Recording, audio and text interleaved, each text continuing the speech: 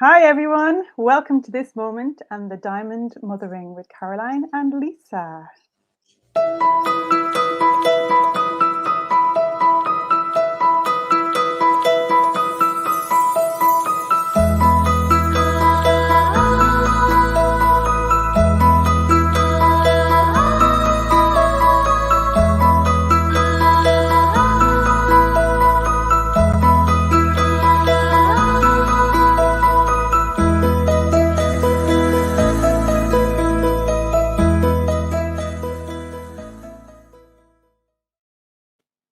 Welcome back everyone, and we're here to illuminate the feminine force. And tonight we have our little 15-minute slot where we have a little reflection on a topic. And tonight it's about the global revolution that we're starting here, where we recognize that it's starting globally, I guess, and it's about this emergent emotional world that we're all kind of starting to wake up to, and how that shows up in our day-to-day life. And Lisa is going to have a little talk about her reflection on that, and her experience of how that has showed up in her own life. So Lisa, could you share your little reflection, please? Sure. Thanks, Caroline, and hello everyone. Thanks for joining us this morning, whether you're live or on the replay. I was having a think about this and how understanding my emotional world and the emotion education that I've had has really influenced the way I turn up in the world. And it was really interesting because I hadn't actually consciously reflected on what it felt like when I was a child. And I can remember myself about 5 or 6, and I can remember having feelings and actually recognizing that there was no space for me to share those feelings. It was almost like I looked at my parents and I could feel all this stuff, but it was like I just felt there was no space for me to actually have those feelings. And it was not physical space. It was just this understand, like I knew that I couldn't be heard. I knew that there was no capacity to hold my feelings in this relationship. And that wasn't my parents' fault. It was just that they weren't at all engaged in the way they felt. They were just doing life quite unconsciously, like a lot of people do from their conditioning. So there was no emotional space for me to actually share what I was feeling. And I actually remembered what it felt like to stand there as a child, have all this stuff, and like just be looking at these people and just going, well, okay, what am I going to do with this? And of course, then you've got to swallow it right back down. Yeah. And what I've noticed is the more that I've started to allow my feelings to come out, it has a lot to do with my heart, because my heart is like, and my body, like this is the feeling experience. And if I'm not having the feeling experience, then I'm in my head all the time, which is pretty much all how I lived until I was 37. I didn't realize that there was like this big separation happening between my head and my heart.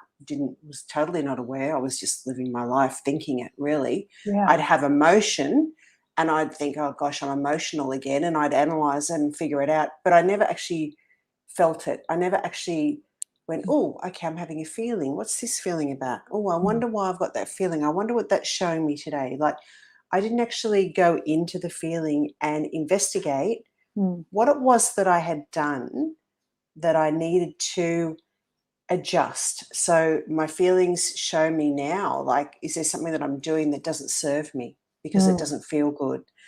Or is there something that I need to do that I'm not doing because I'm I'm fearful, or I'm lazy, or whatever the reason, or there's some other hidden reason that I'm not doing it. So my feelings are really calling me to look at these things because they call me all the time to step into more of my power. And I feel that the whole journey for me, my whole like being closed down in my heart, compared to actually opening my heart and really, really understanding my feelings and living with them, the biggest difference was that I went from feeling quite fearful and insecure about my environment. So insecure when I walked into a room, like I could never walk into a packed pub and feel comfortable and just walk around. I did that last Saturday. Actually, I was looking for a friend and I'm just walking around, hey, how you doing, like this? And I actually was thinking to myself, wow, I would never have done this like 15 years ago. I would have been so anxious, people looking at me, or you know what I mean? Like, so, so the difference is, like, when I wasn't in my heart, I didn't have a lot of courage. I really wasn't in my power. So my power comes with my understanding of my emotional world. And the more I understand myself emotionally, the more powerful I feel in my body, because I'm all here. There's more of me here, right? I'm not putting bits of me over there or shutting bits of me down. Yeah. So that, to me, like, if we need a global revolutionary movement, I actually think that should be it, right? Because some of the biggest mental health concerns we have, for example, is all to do with fear and anxiety. And, and even if you look around the world, everything is fear-based. We buy insurances and they sell it to us based on fear. We buy, medications and they sell it to us based on fear. Everything. We are manipulated by fear. So the more I can be able to stay in my heart and I understand myself, I can look at the event and the situation and I can make a conscious assessment. I don't have to be manipulated unconsciously, mostly, by the fear that comes at me and that sometimes I feel when I go into new situations. So for me, that empowerment as a species, the empowerment as a species where we go, hang on a minute, this is not cool. We don't want corporations polluting our waterways, and we actually have the guts and the power to speak up to that now. So it's like, this is the movement. The movement is when I know myself and I can step into a moment and I can use my voice the way I need to, because I know my emotions. I trust myself. I know that, actually, I had this conversation the other day. I know that when I speak my truth, I'm not going to burst into tears. I used to do that too. Like, I used to be so frightened about saying things that when I said them, right, I would burst into tears, and then I'd feel like I'd lose all credibility because I couldn't actually even freaking say what I felt. Like that feeling. So Exactly. I absolutely think that this understanding of our emotions and learning how to work with them, and like, once we do have to have a little bit of learning. Once we learn, though, how to work with our emotions and integrate them into our lives, everything else is really organic. Like, we turn up and things are organic. We're in this emerging process and we feel empowered on the inside. So we don't hold back. We don't stop ourselves. We know how to share and where to share. We know who to share with too, because sometimes I would share with people that it couldn't be emotionally trusted. Like, I wasn't emotionally safe with these people, and I didn't actually know. I didn't have the capacity to even see that. So I'm sharing with the wrong people and getting the wrong sort of support that would really help me grow emotionally.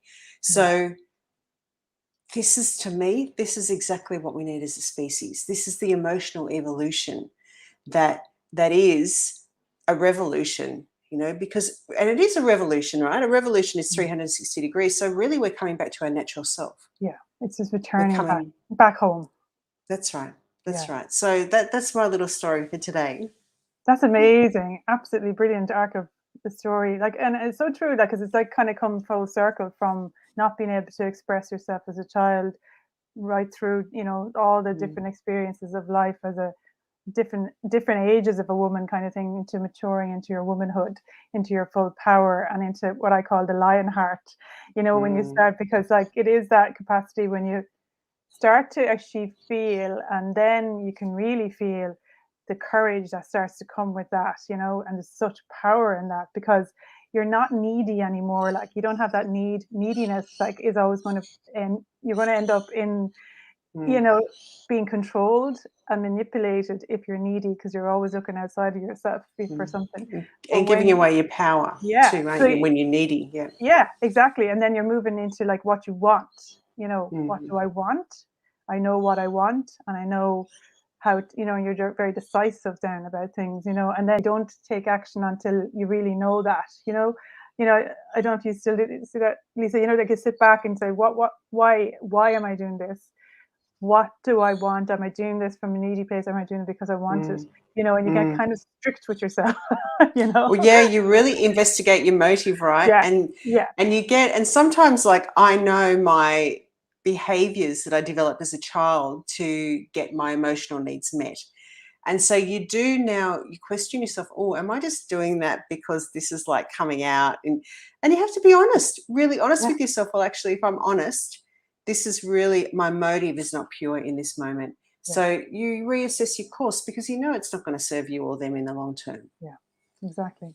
And I think like that's why the movement is when we kind of do the work and we go into that like emotional emergence of the bringing all the emotions that were packed down out, then it's like it's freeing ourselves then to kind of come into action in the world. And then, you know, that emergence creates the dynamo effect, you know, the movement, the actual physical movement of our actions, like our love and action kind of thing, and things that we want to do in the world, you know. And it's really kind of exciting to see that happening. And it is like, what we were talking about before, that when we are speaking in these talks, is that's what's happening as well. It's like we don't prepare what we're going to talk about, we just let it emerge each time we show up live. It's we've kind of, I suppose, surrendered to the moment, the creative process that works through myself and Lisa. So it's kind of every time you hear us speak, it's something new that's coming to us and a new insight. And it's like that, you know, you get so excited about what might come in the moment, you know, Yes. because Yeah. it's the true intelligence. Let the true intelligence start speaking through you. And then, you know, as you enter into that deeper and deeper, there's a new insight or something that's never been said before, or not, Yeah. you know, like, I mean, that's happened so many times, Lisa, hasn't it, in our Yeah, it talk? has, certainly has, and it You really know, has. And that's yeah, beautiful, isn't it? And that way of living too is so natural because it's this unfolding. It's like when you look at Mother Nature and how she works. It's always, you know, there's flowers blossoming all the time, and that's exactly how our lives can be when we're in touch with this emotion. You know, and actually, I was just reading Adam. Hi, Adam. I just read his comment. He was talking about teachers and education, and you know, I know Carolyn's also really passionate about this, as I am, because I think the earlier we can start teaching children emotion education, the better. But what you have in a classroom is you have a lot of pressure from the structure and the establishment. And this is all about getting somewhere, making this happen. And the teachers are constantly trying to do all these, so many things. So it's almost like they're the round peg trying to be shoved into the square box. And then you've got the kids that are the round peg and they're trying to be shoved into the square box. And so the teachers have all this pressure, but also they have their own emotional world going on. So if they feel powerless, they are in a position of power. And this is often what happens. If I don't see my emotional world and if I'm not in touch with it, and I'm in a job that has a position of power, even the office clerk, right? You know, there's people that are clerks, but they have that little bit of power because you need the piece of paper that they can give you. And you know, they will deliberately hold that power over you. And that's only because they haven't done their emotional work. So if they're feeling insecure and they don't know themselves, then they will use the power that they have over other people to give themselves a little bit of better feeling. And in the classroom, you see that all the time. It's this authority. And teachers that can't cope, when they come in and they're like trying to make these kids do things and they don't, but it's the wrong dynamic. You know, like that dynamic is not healthy for the teacher or the child. So yes, the more we understand about emotional education, we create real connection. And imagine a classroom where your child went to and they actually felt connected to the teacher. Like there was this connection and respect and like this beautiful emerging love and kindness and like flow that happened in a classroom. I mean, like, who wouldn't learn in an environment like that? And at exactly. the moment, you have these environments, and there's like maybe 5% of kids that can learn in that environment, and all the rest just feel dumb. Yeah. You know, they're made to feel dumb and not good enough because they can't work in that environment, you know, like, so And like yes, Adam. every child is unique, you know, so it's to Mm, understand that as well, you know, isn't it? And I was lucky enough, mm, actually, when you say that, reminds me, I had I had a teacher for 5 years. Her name was Caroline as well, when I was in primary school. And lucky enough, she moved all the way along with us, but she was amazing. She was one of mm, those like dream teachers, and she moved with us all the way along. But she was just so loving. She just, there was nothing that you had to mm, do, kind of thing. But she mm, was one of those born teachers, you know. She kind of yeah, was just, and you just felt kind of accepted in the class with her. But I remember going back to Lauren and Scott when they had beautiful school as well, but like going into one of the teacher kind of presentations. And in primary school, when they were starting off, I think she was only 5, and they had to every 15 minutes change the subject, change the topic. I was like, because I couldn't understand, how could you possibly do that? Because you imagine at home even changing like a 5-year-old, every 15 minutes. It take you 15 minutes to get them to do something new, and then Yes. you Yeah. have Yeah. to Yeah. change it again. Yeah. So Yeah. it's just like so difficult for the teachers. It's putting so much pressure on them. So it's like Yeah. it's trying to, I suppose, like that, try to create that free flowing enjoyment and Yeah. the emergence And of it's natural, emotion. really, isn't it? Like, Yeah. if you get yourself in the right place, you actually don't even have to try to create it. So, it doesn't matter where you are. If you have that emotional understanding, you can just let go, and you can allow the natural flow of life to start to emerge through you. And that doesn't mean you don't do anything, because you absolutely have to take action. Mhm. But the thing is, you take deliberate and effective action. You Yeah. don't take action because you have to, or because you feel concerned, or you feel frightened, or you feel scared. And what are the outcomes of that action? Like, when you're actually launching an action from that place, Mhm. your outcome's never going to be as amazing as what it would be if you're launching that action from feeling like, I feel like I'm really centered. I feel like I'm grounded. I'm not making a decision from fear. Yeah. So You're kind of that, I think, is the best global revolutionary movement, right? exactly. So it's coming from intuition, and it's innovative, but it's coming from that kind of deep center. So you're kind of, it's coming from life itself. It's like Mm, what life wants to do, what life on a larger scale is wanting to do. It's intention through you.